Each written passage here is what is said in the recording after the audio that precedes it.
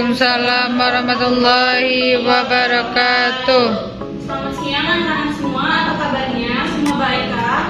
Baik, Ibu. Alhamdulillah, semoga kita selalu dalam keadaan sehat dan semangat untuk belajar ya anak-anak. Baik, amin. Nah, sebelum kita mulai pembelajaran hari ini, mari kita berdoa terlebih dahulu agar kegiatan kita berjalan dengan lancar. Kepada ketua kelas, maka kita akan. Baiklah, sebelum memulai pembelajaran hari ini, alangkah baiknya kita berdoa terlebih dahulu. Berdoa dimulai. Doa selesai. Baik, apakah ada yang tidak hadir hari ini anak-anak? Hadir semua Bu, ini loh. Nah, sebelum masuk ke materi, Ibu mau nanya nih, saat kita berlari, pasti kita merasakan jantung kita itu berdetak lebih cepat kan? Iya. Pernah nggak ngerasain anak-anak? Pernah. Nah, tahu nggak kira-kira kenapa jantung kita itu berdetak lebih cepat saat kita sedang berlari? Karena, kalau ada yang tahu, jadi saat kita berlari, otot-otot tubuh kita itu membutuhkan oksigen dan energi yang lebih banyak untuk melakukan aktivitas. Oleh karena itu, jantung kita berdetak lebih cepat agar dapat memompa darah lebih banyak dan mengedarkannya ke dalam seluruh tubuh. Terus, tahu nggak sih bagaimana mekanisme peredaran darah pada manusia itu terjadi? Ada yang tahu? Enggak tahu. Oke, nggak ada yang tahu karena kita akan membahas mengenai mekanisme peredaran darah manusia hari ini. Adapun tujuan pembelajaran kita hari ini yaitu mengetahui mekanisme sistem peredaran darah, mengetahui jalur peredaran darah, dan mekanismenya tadi. Baik, masuk ke materi.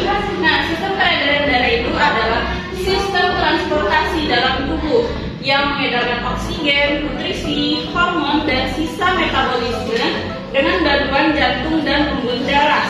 Adapun sistem peredaran darah ini terbagi menjadi tiga, ada jantung, pembuluh darah, dan darah. Jantung ini berfungsi memompa darah ke seluruh tubuh. Anak-anak pernah dengar nggak jantung itu punya 4 ruang? Tahu nggak 4 ruangnya itu apa aja? Ada atrium kanan, atrium kiri, ada kanan, terus ada pembuluh darah. Di sini pembuluh darah itu ada arteri, vena, dan kapiler. Nah, untuk arteri ini itu dia yang berwarna merah ini berfungsi membawa darah keluar dari jantung ke paru-paru. Terus untuk vena itu yang berwarna biru, dia ini berfungsi membawa darah kembali ke jantung. Lalu untuk kapiler itu pembuluh kecil itu pada gambar ini yang seperti ini disebut dengan kapiler, di mana pada kapiler ini adalah tempat terjadinya pertukaran gas atau pertukaran oksigen tadi. Lalu ada darah ini berfungsi mengangkut oksigen, nutrisi, dan hormon. Nah, kemarin kan kita sempat belajar nih komponen dari darah. Masih kan nggak komponen darah yang kita pelajaran? Yang pertama ada plasma darah, terus ada eritrosit tahu nggak apa? Sel darah merah, terus leukosit, sel darah putih, lalu ada trombosit, itu keping darah. Selanjutnya kita masuk ke jalur peredaran darah manusia. Nah, jalur peredaran ini dibagi menjadi dua, yaitu peredaran darah kecil dan peredaran darah besar. Di mana peredaran darah kecil ini adalah peredaran darah dari jantung menuju ke paru-paru, lalu kembali ke jantung. Di mana di sini darah yang dibawa itu adalah darah yang mengandung karbon dioksida. Sedangkan pada peredaran darah besar ini peredarannya itu dari jantung menuju ke seluruh tubuh, lalu kembali lagi ke jantung. Di mana darah yang dipompa ini adalah darah yang mengandung oksigen. Selanjutnya ada mekanisme peredaran darah. Ini bisa kita perhatikan pada gambar ya anak-anak. Untuk mekanisme peredaran darah itu dimulai dari bawah sini, di mana darah kotor atau darah yang kaya akan karbon dioksida ditandai dengan warna biru masuk ke dalam atrium kanan. Maka ini adalah atrium kanan. Lalu darah yang masuk ke dalam atrium kanan tadi mengalir ke dalam ventrikel kanan. Dari ventrikel kanan ini tadi akan naik dan dipompa ke dalam paru-paru. Ke dalam paru-paru, setelah itu di paru-paru inilah terjadi tekanan gas, di mana darah mengambil oksigen dan melepaskan karbon dioksida. Lalu darah bersih yang dari paru-paru tadi akan kembali ke atrium kiri. Kemudian masuknya lewat sini atrium kiri. Lalu dari atrium kiri ini darah akan mengalir ke ventrikel kiri dan akan dipompa ke seluruh tubuh. Nah, setelah dipompa ke seluruh tubuh ini, oksigen akan digunakan. Dan setelah digunakan tadi, darah akan kembali lagi ke dalam jantung. Untuk bisa melihat lebih nyatanya bagaimana mekanisme peredaran darah, bisa kita lihat pada media yang di bawah. Ibu butuh bantuan 2 orang untuk membantu masukkan media ini.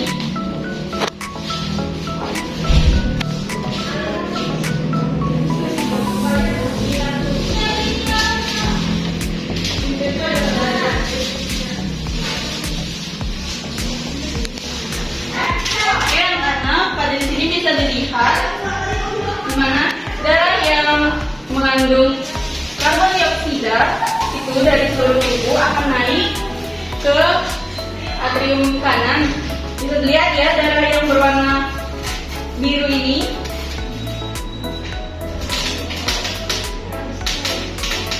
lalu setelah dari paru-paru ini darah yang akan kaya oksigen akan mengalir. Apakah terlihat anak? Dapat terlihat. Nah, kira-kira begini mekanisme peredaran darah pada manusia ya anak-anak. Ya, Bu.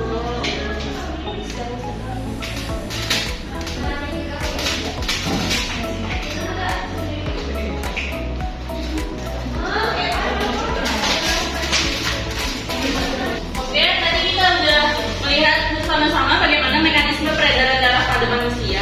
Selanjutnya, Ibu akan membagi kalian ke dalam 2 kelompok, di mana kelompok ini akan membahas mengenai akan mengidentifikasi jalur peredaran darah pada manusia tadi, yaitu peredaran darah besar dan peredaran darah kecil.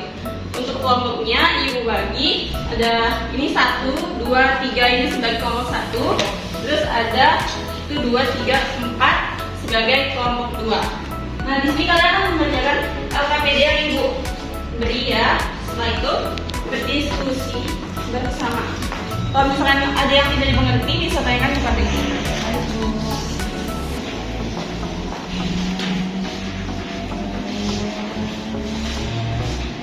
Oke anak-anak, Ibu kasih waktu kalian 5 menit untuk menjawab LKPD-nya tadi. Setelah itu akan masing-masing kelompok perwakilannya akan presentasikan di depan. Oke, kelompok 1, silakan mempresentasikan jawabannya ke depan.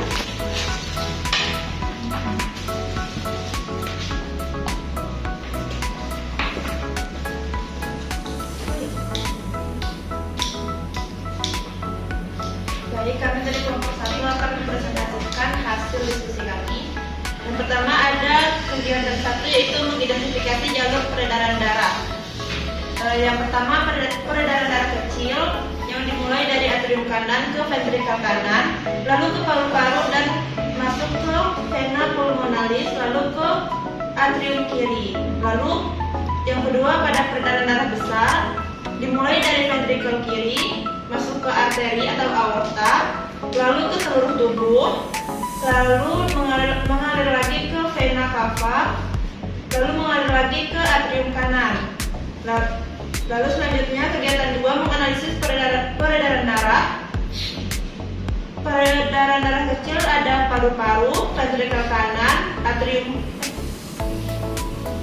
Organ tujuannya itu paru-paru, berawal dari ventrikel kanan dan berakhir di atrium kiri, berfungsi untuk pertukaran gas CO2 dan O2. Lalu peredaran darah besar itu organ tujuannya itu ke seluruh tubuh, berawal dari ventrikel kiri, berakhir di atrium kanan, dan berfungsi untuk mengedarkan oksigen dan nutrisi ke seluruh tubuhnya. Lalu untuk pertanyaan diskusi, yang pertama, mengapa darah harus melewati paru-paru sebelum diedarkan ke seluruh tubuh? Yang pertama, jawabannya itu untuk mengambil oksigen dan melepaskan karbon dioksida. Lalu apa fungsi peredaran darah pada darah besar bagi tubuh? Yaitu mengedarkan oksigen dan nutrisi ke seluruh tubuh. Apa perbedaan utama antara peredaran darah kecil dan peredaran darah besar? Pada peredaran darah kecil itu berlangsung antara jantung dan paru-paru, sedangkan peredaran darah besar itu berlangsung antara jantung dan seluruh tubuh. Oke, baik. Berikan aplaus kepada kelompok 1 yang sudah menyampaikan hasil diskusinya. Selanjutnya untuk kelompok 2, silakan maju ke depan untuk mempresentasikan hasil diskusinya.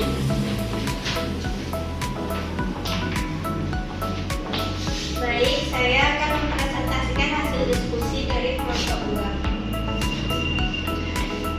Nah, yang pertama itu alur dari peredaran darah kecil. Yang pertama dimulai dari atrium kanan menuju ventrikel kanan, lalu menuju paru-paru, dari paru-paru menuju vena pulmonalis, lalu menuju atrium kiri. Untuk peredaran darah besar dimulai dari ventrikel kiri menuju arteri atau aorta, lalu menuju ke seluruh tubuh, dan selanjutnya menuju vena cava, lalu ke atrium kanan. Nah, pada analisis peredaran darah itu terdapat perbedaan. Yang pertama dari aspek organ tujuan, peredaran darah kecil itu dari paru-paru, sedangkan peredaran darah besar ke seluruh tubuh. Lalu peredaran darah kecil itu berawal dari ventrikel kanan, sedangkan peredaran darah besar berawal dari ventrikel kiri. Lalu peredaran darah kecil ini berakhir di atrium kiri, peredaran darah besar berakhir di atrium kanan. Fungsi dari peredaran darah kecil yaitu untuk pertukaran gas O2 dan CO2, dan peredaran darah besar berfungsi untuk mengedarkan oksigen dan nutrisi ke seluruh tubuh. Lalu pada kegiatan ketiga mengenai pertanyaan diskusi, yang pertama, mengapa darah harus melewati paru-paru sebelum diedarkan ke seluruh tubuh? Nah, di sini paru-paru memperoleh oksigen yang diperlukan oleh sel-sel tubuh dan membuang karbon dioksida hasil metabolisme. Lalu yang kedua, apa fungsi peredaran darah bagi tubuh? Hasil diskusi kami yaitu peredaran darah besar berfungsi untuk menyalurkan oksigen dan zat makanan dari jantung ke seluruh jaringan tubuh. Lalu yang terakhir, apa perbedaan utama antara peredaran darah kecil dan peredaran darah besar? Hasil diskusi kami yaitu peredaran darah kecil berhubungan dengan pertukaran gas di paru-paru, sedangkan peredaran darah besar berhubungan dengan nutrisi oksigen dan nutrisi ke seluruh tubuh. Baik, berikan aplaus kepada kelompok 2. Baik, sudah kita ketahui semua tadi kita sudah mengidentifikasi jalur peredaran darah besar dan darah kecil ya, anak-anak semua. Jadi untuk melihat dan mengamati supaya kalian lebih paham, aku akan memberikan kuis kepada kalian, kuis secara individu. Nah, setelah Ibu berikan kuis nanti, kalian silakan dikumpulkan ya, karena Ibu akan melihat apakah ada peningkatan dari hasil diskusi dan berdasarkan pemahaman mandiri anak semua. Dikasih waktu 10 menit. Setelah itu dikumpulkan ya.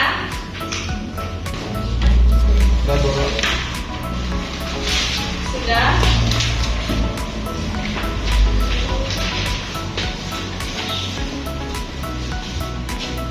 Baik, sudah dikumpulkan semua jawabannya. Berikan Ibu sedikit waktu untuk mengoreksinya ya. Di akhir kita akan memberitahukan skor Ananda semuanya.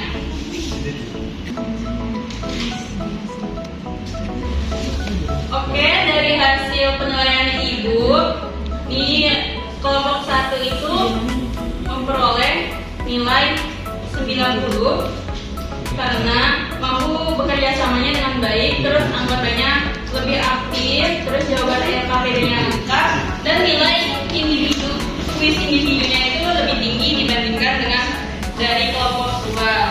Nah, kelompok 2 itu nilainya Dapat 2 guys. Nilai 80 karena masih terdapat beberapa kesalahan pada jawaban kuis individunya. Dapat 2 guys.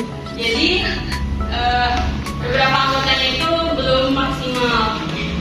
Nah, untuk penilaian ini Ibu Ardil dari LKPD kelompok itu bobotnya 30%, sedangkan untuk kuis individu itu bobotnya 70%.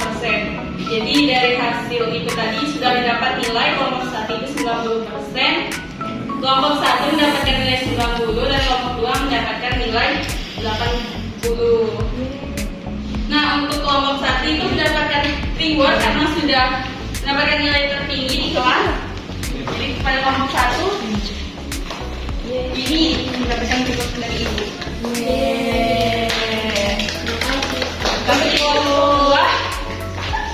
Untuk kelompok 2 yang bersedia harus belajar lagi untuk kedepannya ya.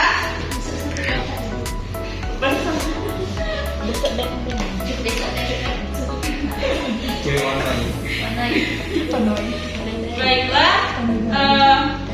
bisa bantu ibu satu orang untuk menyimpulkan hasil pembelajaran kita hari ini.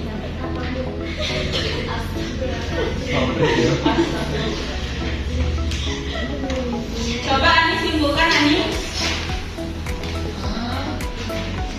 Pembelajaran kita hari ini Menyimpulkan bahwa yang sistem peredaran darah itu berfungsi mengedarkan oksigen, nutrisi, dan zat penting ke seluruh tubuh melalui kerjasama jantung, darah, dan pembuluh darah. Oke, betul. Beri aplaus untuk Ani.